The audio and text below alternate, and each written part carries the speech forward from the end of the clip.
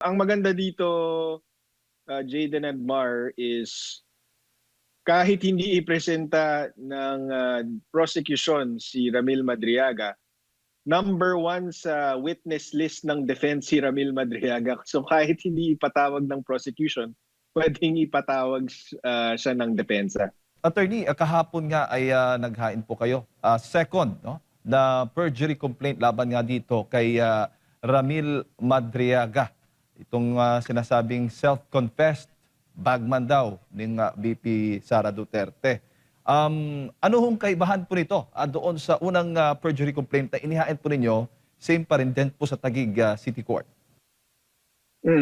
Bale, itong second perjury complaint, ang focus nito ay yung supplemental affidavit ni Ramil Madriaga na in-execute niya noong Abril of this year. Ang kinaibahan nito doon sa first perjury complaint, ang focus naman nun ay yung first affidavit niya executed in November.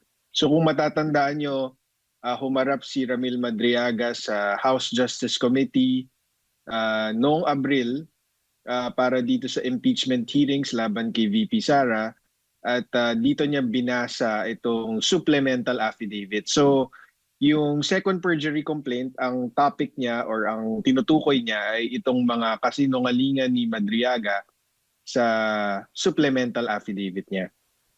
Opo, at sa pagkakaalam natin, nasa 1,000 pahina ito, attorney. Napakadami pong pages. Oo. Ano yung pinakamahalagang ebidensya po nito sa tingin po ninyo, attorney, na direktong sumasalungat nga doon sa mga pahayag ni Madriaga para sa kaalaman ng ating mga kababayan? Opo, kasi kung matatandaan nyo, yung first perjury complaint, ay yung first Madriaga affidavit, sinabi niya nga na bagman siya, sinabi niya na may delivery siya ng confidential funds kung saan-saan, pero wala masyadong detalye. Itong supplemental affidavit, linagyan niya ng detalye. So dahil nagbigay na siya ng detalye, na isa-isa natin tong mga detalye para pasinungalingan ang mga ito. So ang pinaka-critical, kasi halos lahat ng sinabi niya kasinungalingan. Pero ang pinakamahalaga is yung allegation niya na nag-deliver daw siya ng limpak-limpak na pera, 30 to 35 million per bag in confidential funds sa 3 location.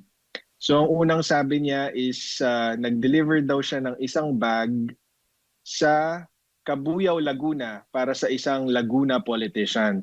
Ang napakita natin dito sa complaint affidavit ay hindi po ito totoo, kasi ang sabi niya, ang meeting place daw nila nitong Laguna politician na ito for the drop-off ng pera ay sa Cabuyao, Laguna, sa loob ng industrial park, kung saan tanaw niya daw ang isang SNR shopping mall.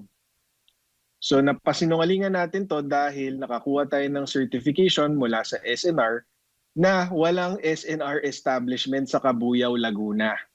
Ang pinakamalapit ay ang SNR Nuvali, which is hindi mo matatanaw mula sa industrial park ng Cabuyao, Laguna. So doon pa lang makikita mong nagsisinungaling siya dahil sa affidavit niya, sinabi niya, nung nasa meeting place, tanaw na tanaw niya daw yung SNR establishment. So yun yung unang nagpapatunay na nagsisinungaling siya tungkol dun sa delivery na yun. Yung second delivery niya naman, sabi niya sa Nomo Basho, sa Tomas Morato, dumating daw siya doon kasama yung iba pang bagmen di umano ng midnight December 21, 2022. Napasinungalingan natin yan kasi nung araw na yon, nung mga oras na yon, midnight ng December 21, nagkataon na yung Nomo Basho was closed for a private Christmas party. So, nag-testify yung may-ari ng Nomo Basho, pati yung tao na nag-book ng Nomo Basho for the private event, na unang-una wala si Attorney Reynold Monsayak doon na sinasabing kinita ni Madriaga doon sa Nomo Basho. At pangalawa, wala silang nakitang hindi nila imbitado na tao doon sa Nomo Basho. Napakaliit kasi noon eh. So kung may pumasok na dalawang lalaki na may dalang malaking bag na may lamang pera, talagang mapapansin nila yon. At buong gabi hanggang umaga sila nandun at sinabi nilang walang Madriagang dumating doon. Tapos yung pangatlong delivery naman, sabi ni Madriaga sa Office of the Ombudsman para kay Attorney Ryan Kilala at pati kay Ombudsman Sammy Martires, ang napatunayan natin doon is highly improbable ito. Bakit? Kasi si Ramil Madriaga at si Attorney Ryan Kilala ay matalik na magkaibigan. Ngayon, dahil magkaibigan sila, malapit silang magkaibigan, highly improbable na maghahatid siya ng pera sa Office of the Ombudsman dahil alam ni Madriaga kung saan nakatira si Attorney Kilala, at maraming beses na siya nakapunta doon. So madali silang mag-deliver doon sa bahay na yon or kung mag-arrange ng ibang private location with the Attorney Kilala instead na dito sa Office of the Ombudsman kung saan ang daming tao. Di ba? At pangalawa, very highly improbable because naka-work from home po si Attorney Ryan Kilala noong December 21 na sinasabing date of delivery at buong December 2022. So bakit po magpapadeliver ng pera doon kung naka-work from home si Attorney Kilala ng buong buwan na yon? At nakausap din po natin si Justice Martires, si Ombudsman Martires, and apparently nasa ibang bansa po siya nung araw na yun, December 21, 2022. So highly improbable talaga, if not impossible, itong mga paratang ni Madriaga. Opo. At para rin mas malinaw po sa mga kababayan po natin, attorney, isa-isahin po natin, itong si Ramil Madriaga ay hindi po talaga empleyado nor nagtrabaho sa Office of the Vice President or kay Vice President Sara Duterte at hindi po siya intel officer or security officer man ng pangalawang Pangulo at tagahatid ng mga cash na umano'y, yun nga, yung ng mga aligasyon na kumakalat dito nga sa kaso o sa issue ng Vice President, attorney. Opo, dito sa second complaint, second perjury complaint, napatunayan po natin yan ng husto. Yung testimony po ni Vice President Sara Duterte na nagsasabing wala akong personal or professional na ugnayan dyan kay Madriaga, at naging campaign supporter lang siya. Isa sa maraming campaign supporter noong 2022 national elections. At ang testimonya ni VP Sara, suportado yan ng 12 corroborating witnesses at government certifications na nagpapatunay na hindi kailanman nagtrabaho si Ramil Madriaga para kay Vice President Sara man or kay PRRD. Tapos ang kasama sa mga tumistigo para pasinungalingan itong claim ni Madriaga na nagtrabaho daw siya kay VP Sara, kasama na si Attorney Ryan Kilala na naging kaibigan niyang matalik nitong si Ramil Madriaga. Ang testimonya niya is imposibleng magkakilala si VP Sara at si Ramil Madriaga kasi para lang makipag-virtual meeting noong kampanya, kailangan dumaan ni Ramil Madriaga kay Attorney Kilala para humingi ng audience kay VP Sara. So doon pa lang makikita mong nagsisinungaling na siya kasi sabi niya mula 2018 pa lang ay malapit na silang nagtatrabaho malapit na siyang katiwala ni VP Sara. Tapos tumistigo din itong si Jonathan Madrona, isang personal assistant / executive assistant ni VP Sara mula pa noong 2006. At si Mr. Madrona, kasama yan ni VP Sara sa lahat ng lakad niya at tumutulong mag-organisa ng schedule niya at sinabi niya sa isang affidavit na kailanman hindi niya nakilala tong si Madriaga at kung totoo yung sinasabi niyang malapit siyang katrabaho ni VP Sara, di sana nakilala na siya ni Mr. Madrona or narinig man lang ang pangalan pero hindi po nangyari yun. Opo. At ngayong dinidinig ang confidential funds issue dyan po sa impeachment trial, attorney, may direktang epekto ba ito doon sa isinasagawang pagdinig?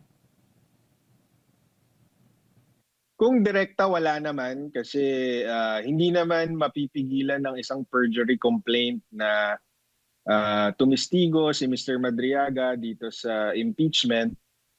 Pero sabi ko nga, gusto yun ng depensa na ipresenta itong si Madriaga dahil alam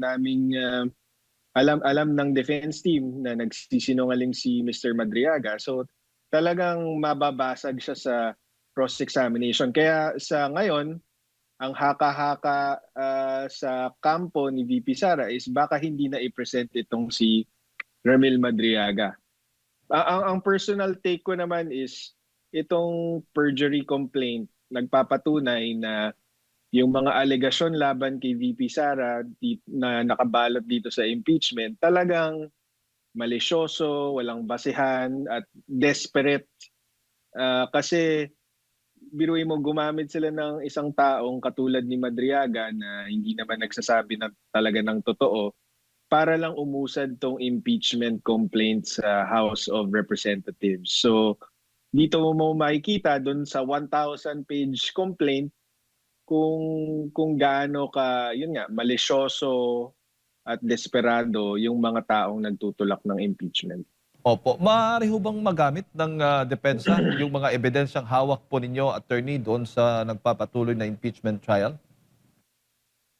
Opo, actually, kagaya ng first perjury complaint ni VP Sara, magbibigay din kami, ito-turn over din namin ito sa defense para kung kailangan nila.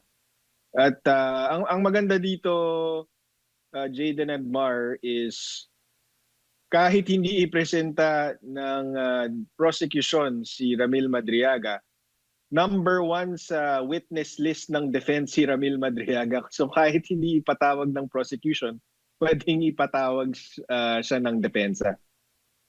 Ayun. Oo. Si Partner Admar po para sa mga karagdagang katanungan, attorney. Opo, attorney, napag-uusapan na natin yung impeachment at linawin lang natin si attorney ay doon lamang sa perjury complaint ni VP Sara laban kay Madriaga. Kukunan natin siya ng opinion naman dito po sa naganap na impeachment trial kahapon. Suspendido po ngayon, attorney. Pero ano po ang nakita ninyo doon po sa iprenisenta na witness ng prosecution na tinagurian ng hostile witness po? Malinaw na po ba na mayroong kasalanang nagawa ang Vice Presidente at ibinulsa yung pera ng taong bayan doon sa mga pahayag kahapon po, attorney? Hindi tayo naka-monitor masyado kasi nasa OCP Taguig tayo, nagpa-file nung complaint affidavit. Nakakita lang tayo ng mga video clips tungkol dun sa nangyari kahapon. At admittedly, hindi din tayo ganun kapamilyar dun sa topic na ito. Ang sa akin lang, base dun sa alam ko, special disbursement officer kasi itong si Gina Acosta. Pero kung ang tanong is, dapat siya ba mismo ang kasi ang tinukoy kahapon is, sabi under the instructions of the Vice President, tinurn over niya yung confidential funds na withdraw from Land Bank to Colonel Raymond Lachica, who was the OVP security officer. So yung security officer kasi technical term yan na may kinalaman sa confidential funds. So para sa akin, wala naman talagang napatunayan kahapon kundi na itong 125 million na confidential funds binigay kay Colonel Lachica. Sa akin, walang kaso yun kasi as a disbursement officer, you cannot expect somebody like Gina Acosta, kunyari, to buy information from mga informants kasi hindi naman niya kilala yung mga yun eh. 'Di ba?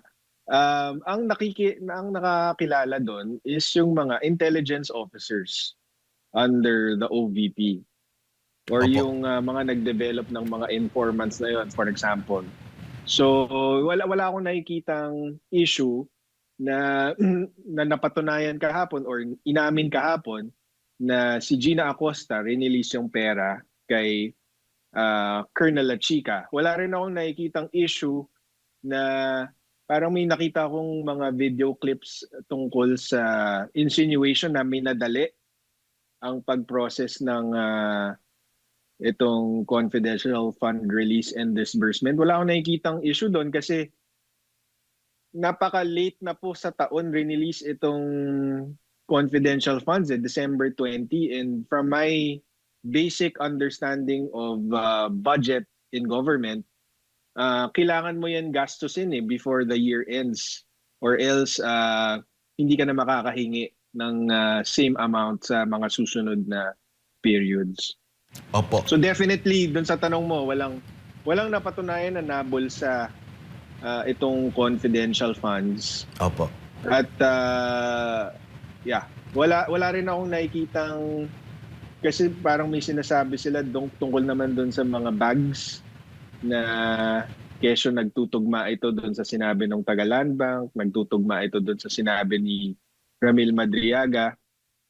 Para doon kay Madriaga, lahat kasi ng information ni Madriaga na sinabi niya sa affidavit niya ay publicly available information na mula doon sa mga hearings ng House Justice Committee.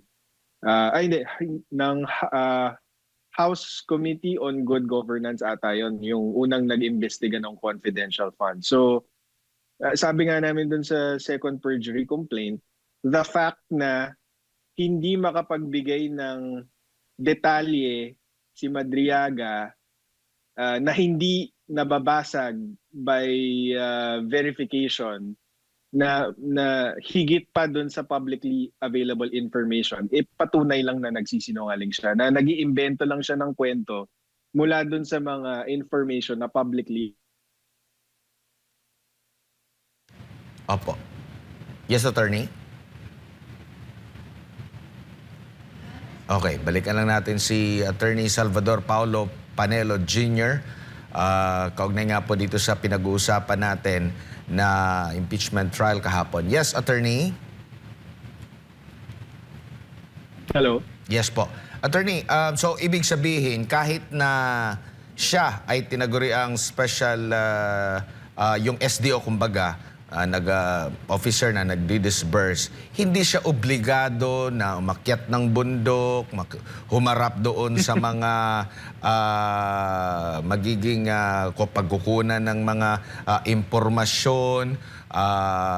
Kumbaga, hindi siya mismo ang mangunguna dito, which is, yan din yung kanyang pinahayag kahapon. So, parte na ba ng pag-disburse ng pera yung pagbigay niya kay Lachica at nagampanan niya yung kanyang trabaho bilang disbursing officer, and at the same time inobliga si Lachica na magbigay ka sa akin ng mga katibayan na ito ay ginamit sa anumang activity under ng sa confidential funds, attorney? Tama. Although yun nga, ayoko lang pangunahan yung defense team. Abangan natin yung cross-examination ng defense kay Miss Gina Acosta. Pero yun ang pagkakaintindi ko. Kasi itong si Gina Acosta, wala naman yung training sa, yun nga, parang intelligence operation. So, impractical to have a disbursement officer na kailangan yung kada bili ng information sa informant, siya din ang magbibigay. Na ako, parang for practical purposes, kailangan ibigay ang tungkulin na yan dun sa mga intelligence officers na may training na mag-develop ng informant, may training sa pakikitungo sa mga informant para bumili ng impormasyon. Hindi para sa isang government employee katulad ni Gina Acosta. Doon naman po sa pag-audit ng COA ICFAO, nakikita niyo po ba na may kakulangan sa kasanayan yung mga auditor ng COA pagdating po sa paano ba ang pagtrato sa pag-audit dito po sa mga confidential funds, attorney? hindi tayo masyadong familiar diyan doon sa kung ano yung ginawa nilang pag-audit dito sa confidential funds. Pero um, yun nga, ang nabasa ko, ang napanood ko tungkol diyan is mukhang hindi nabigyan ng tamang due process itong OVP dahil sa pagkarinig ko ay nag-issue na agad ng notice of disallowance without giving the OVP the opportunity to respond or to defend itself. And critical yan kasi may mga kaso sa Supreme Court na nagsasabi na ang confidential funds or kahit ang anong pagwaldas ng pera ng gobyerno, hindi yan necessarily, may mga pagkakataon na hindi yan, kung hindi man sumunod ng eksaktong-eksakto doon sa government rules, hindi yan necessarily in bad faith or hindi necessarily ibig sabihin may pagnanakaw na. Kung may kakulangan man sa dokumento or may ibang interpretasyon yung Commission on Audit, tingin ko kailangan daw may bad faith, may malicious intent to take itong confidential funds and use it for personal use. Yun yung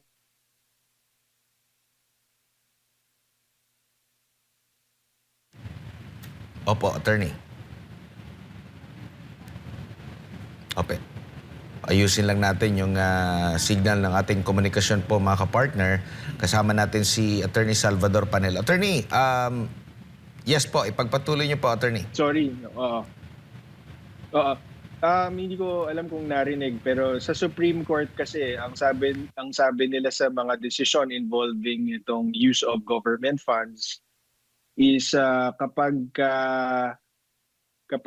merong umabot na COA case sa Supreme Court at meron ngang unaccounted for funds or funds na hindi kompleto yung dokumento, hindi ibig sabihin automatiko na ninakaw ang pera or kailangan ipag-utos na ibalik ang pera. 'Di ba? Kailangan ipakita ng Commission on Audit na may bad faith, may malicious intent or talagang kinuha itong pera na to at ginamit for personal use. Kapag hindi nila mapatunayan ito, hindi ipapabalik yung pera kasi mukhang nagamit naman ng tama yung government funds pero hindi, kulang lang sa documentation. So sa mga ganong pagkakataon, yun nga, hindi personally liable itong mga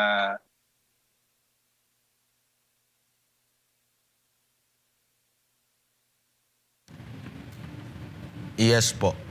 Attorney?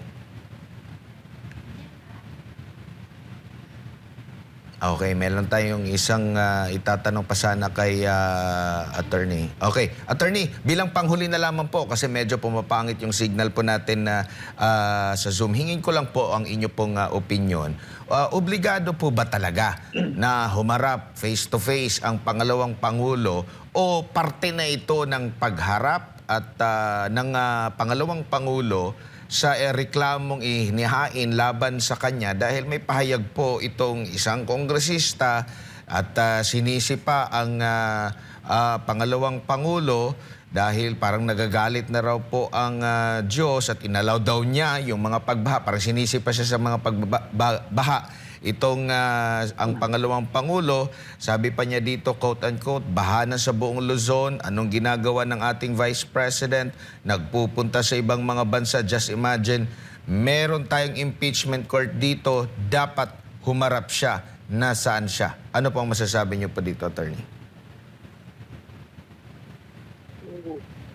mulat sa pool na address na yan ng impeachment court na hindi kailangan humarap si Vice President Sara Duterte in person dyan sa trial at represented naman siya ng mga abogado niya dyan sa defense team. So hindi talaga kinakailangan.